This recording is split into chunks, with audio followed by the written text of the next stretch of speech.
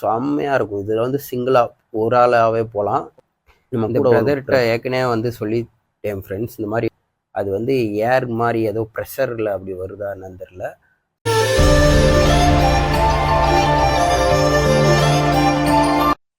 Hi friends, நம்ம வந்து Niagara lakh video வந்து ஒரு ஸ்பீட் போட் வீடியோ வந்து நீங்கள் இதுக்கு முன்னாடி ஒரு விளாகில் பார்த்துருப்பீங்க.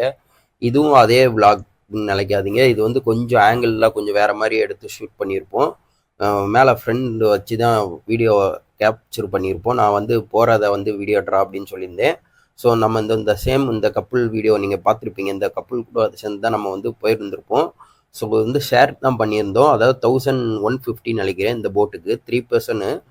அதில் வந்து நம்ம வந்து 350 இந்த பிரதர்கிட்ட கொடுத்தாச்சு. ஸோ வந்து அப்படியே வண்டி ஸ்டார்ட் ஆயிடுச்சு ஃப்ரெண்ட்ஸ். இப்போ அப்படியே ஜல்லுன்னு பறக்க ஆரம்பிச்சிட்டோம். அவங்க வந்து ஏதோ பேலன்ஸ் பத்தலைன்னு சொல்லிட்டு சேஞ்ச் பண்ணி உட்கார வச்சுட்டாங்க. என்னை தூக்கி இன்ஜின் மேலே உட்கார வச்சுருக்காங்க. கொஞ்சம் ஹீட் ஆகணுமோ ஏதோ சம்திங் ஏதோ சொன்னாங்க.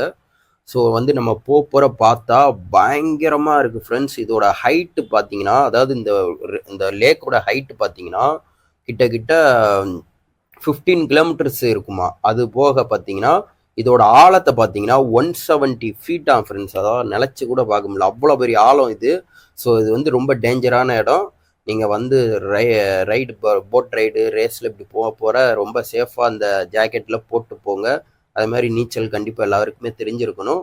ஸோ இந்த மாதிரி இடத்துல ஏதாச்சும் ஒன்று நடக்கிறதுக்கு திடீர்னு போட் அப்படியே கவுந்துரும், அந்த மாதிரிலாம் நடக்கும். அதனால் நீங்கள் வந்து சேஃபாக இருந்துருக்குங்க.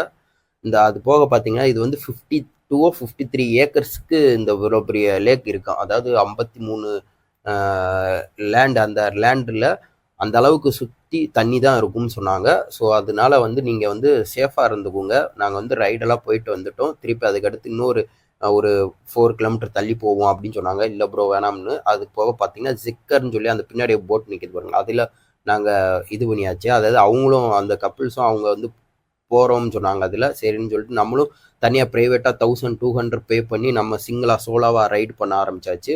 ஸோ போட்டுக்காண்டி தான் வெயிட் பண்ணிக்கிட்டு இருந்தோம். இதுவுமே 8 சீட்டர் போட்டில் வெயிட் பண்ணிக்கிட்டு இருந்தோம். ஸோ நம்ம போட் வந்துருச்சு ஃப்ரெண்ட்ஸ்.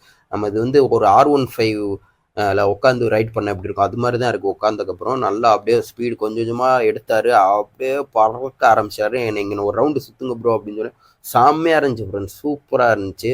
அந்த ஸ்பீடுக்கும் அந்த போடுற அந்த காற்று சல்லு நம்ம ஃபேஸில் வந்து அந்த சாரல் மாதிரி வரல, அதெல்லாம் படப்பட செம்மையாக இருக்குது.